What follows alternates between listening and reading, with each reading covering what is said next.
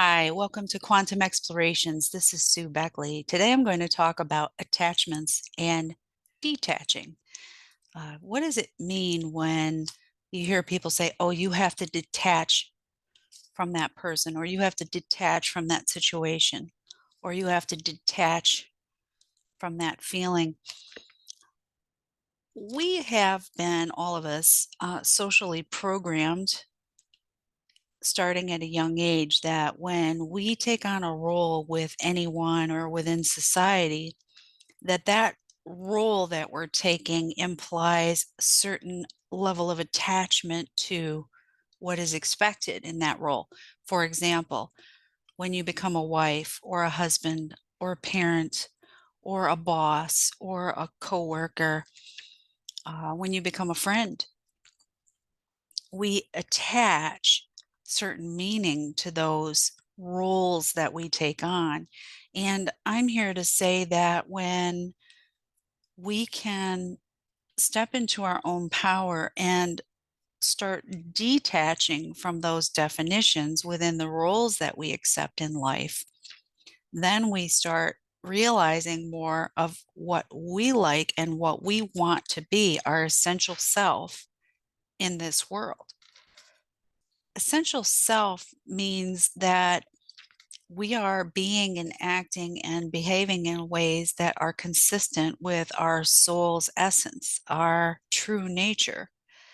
And not everybody is going to take on a role, for example, parenting, the same. So, why do we try to cram ourselves into boxes or put programs on ourselves that say, oh, if you're going to be a mother, it has to be this way? This is the definition of what mother is. And we've fallen into these traps so easily because this is how we were conditioned to believe that it is how it is in life. And the reality, I think, is that human beings are starting to understand they are not the roles that they assume in life. In other words, I am much more than just a wife and a mother. I am not just a quantum healer. I am not just all these things, a person that likes to do gardening and paint. I'm none of these, and I'm all of them at the same time. However, I don't define myself by any of the roles that I take on. Detaching from, or let's take it another angle, forming an attachment to a role that we have in our lives is pretty much a common thing that everybody experiences. The ones that just know who they are and understand that they're participating in something, whether it be a relationship or a job or a community, those are the lucky ones because they never forgot who they were and they just go within their personal power, not attaching a decision and a judgment to themselves whether the thing works or doesn't work. And yay for them, because really, I think that's what we're kind of moving towards becoming, is not attaching our self-worth to a role that we're playing in our lives. In a personal share, over the last 2 years, I have been having experiences that have given me the opportunity to detach from the people that I hold most dear in my life, my family and my friends. And I won't get into, stories and whatnot, but I will say that I've been fighting tooth and nail not to let go, not to detach from certain people in my life up until recently, because I thought that detaching and letting go of my was synonymous with letting go of my love or somehow my feelings. Somehow I would feel less if I detached from people that I care about so much. And the reality is, I feel so much more than I ever have. There's a freedom that comes with allowing them to do and be just exactly who they are while honoring who I am and what I want to be in any given moment without worrying, are they going to think I don't care? Does this mean I no longer love this person? Does this mean I'm going to be lost without the identity of this role that I was playing with this person? And the answers consistently come back for me, no, no, no.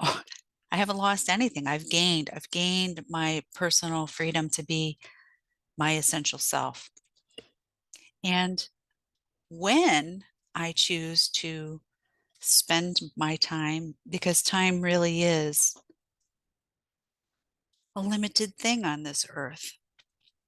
If there is no real such thing as time, fine, but it's a great illusion, right? We have this illusion of time here on earth. And so I think it's very valuable. And who and when and what we choose to spend our time with needs to be something that we want, not something we feel we have to do or we're stuck with it.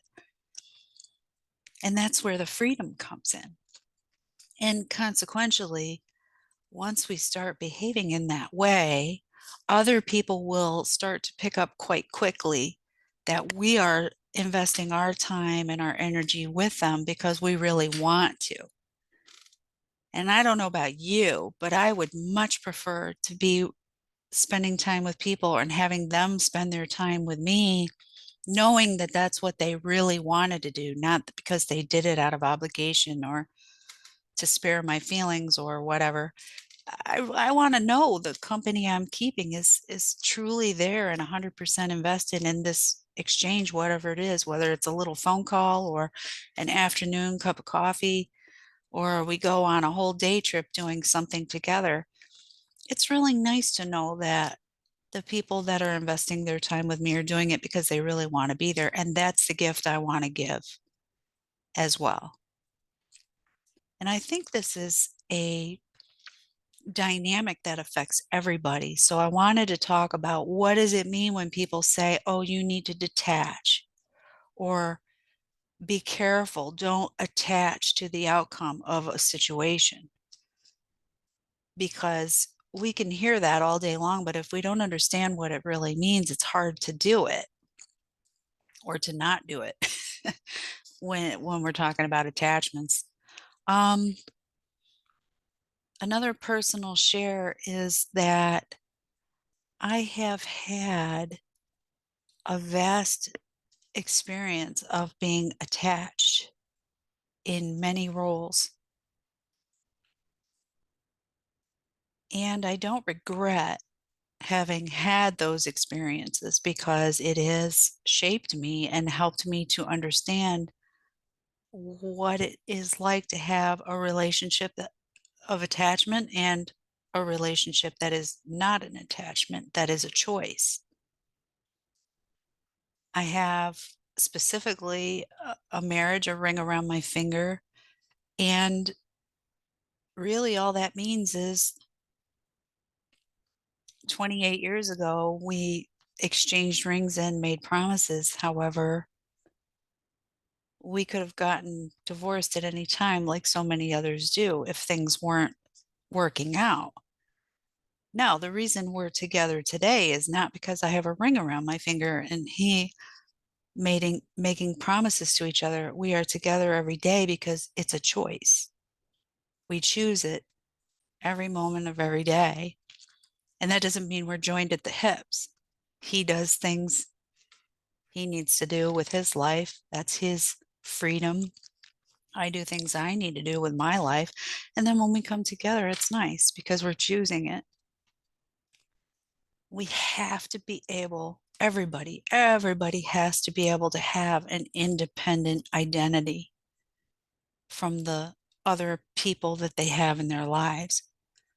We can't rely so heavily on any role that we're playing with each other because that kind of defeats the growth of the soul in this life. We came here to be imperfect and to have experiences as human beings. But the other thing I think we came here to do is to understand our sovereignty. and how powerful we are. And so it's hard to feel powerful when we're attached to something, some role, or someone. It's hard to feel powerful because if that something, some role, or someone stops playing with us, releases the relationship, or we lose our job, or whatever, or the kids grow up and they're off doing their own thing, what are we then now that that role is no longer? Hopefully, we find that we are fine. We're okay. And we go, now I get to see what my next experiences are going to bring. I get to decide based on my highest joy and what is lighting up in my intuition and my feeling and my inspiration. Where am I going next? Or what am I doing next? Or maybe I'm just being. Maybe I'm just enjoying being now that this role is over with. It's concluded itself. That's being non attached or detaching, saying, okay. Now, I want to specifically talk about being a parent at this time because this is really, really essential for the future of humanity and our children and, as they become adults. I can say with full honesty that I was attached to that mother role and believed with my children up until my second son became a certain age, and it was pretty young. But I was fully attached to believing that it was my job to shape them, to figure out what their strengths were and push them in that direction. That's just me being honest. And what really happened is that thankfully they were each strong enough to resist my influences in pushing them in one direction or another. They went their own way. They're both very independent, and I'm so thrilled. And that's thanks to them following their inner power and knowing their intuition, their momentary choices, and not staying attached in a role of, oh, child, I have to listen to my parents. Of course, I had to teach them, and my husband, we had to teach them right from wrong and how to have the basic skills to live in this world. That's not what I'm talking about. Of course, that's a role when you choose to be a parent. You're stuck with that and good. It's a nice, wonderful experience, I think, my opinion. It's hard too, but whatever. I'm not talking about the basic function of being a parent. What I'm talking about is the basic function of what's not a basic function of being a parent. And that is telling them or directing them, pushing them towards something that we think they should be. Because we may get a lot of hints and interesting ideas, and we go into thoughts and daydreams about what we hope will be or what we think they're leaning towards, but we don't really know.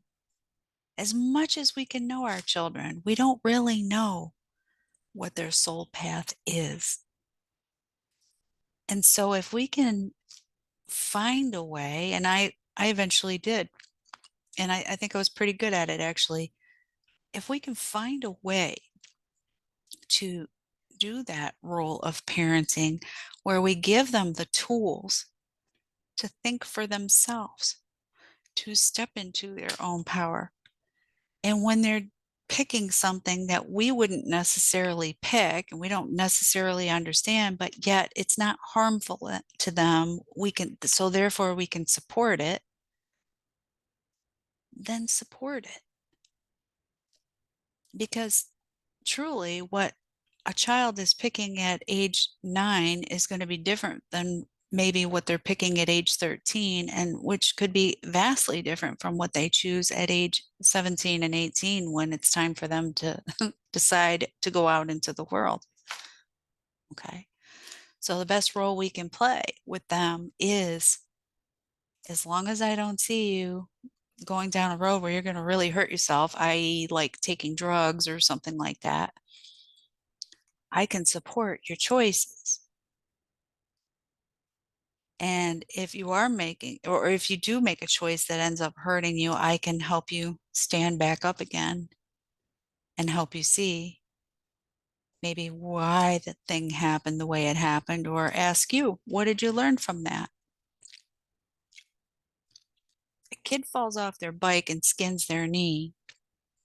It hurts. But we don't tell them never to get back on the bike again. No, we clean up the scraped knee and we give them the hugs and the comfort. Oh, yeah, I know. It's going to be okay. And then when they're ready, we encourage them, yeah, get back up on that bike again. You just fell down once. Doesn't mean you never ride again. Well, it's the same thing with life. Our children need us to encourage their self growth, self identification, self inspired action. Anyway, I don't want to go on too long about that, but attachment, detachment, that's my spiel on what I think those things mean and how you can do it. And it does take practice. I will say that. I know because I've experienced it myself. There are times when we become so ingrained in a certain role that we've found an identity through that role. And that's not always easy to let go of. How do we let go of it? We understand and incorporate that identity with all the other identities and then get to the real issue, which is, who am I inside? Who have I always been? Outside of all these roles that I've played, who and what am I? And that's freedom. Okay. Drop me a comment if you have any, and I'll see you next time. Thank you for listening.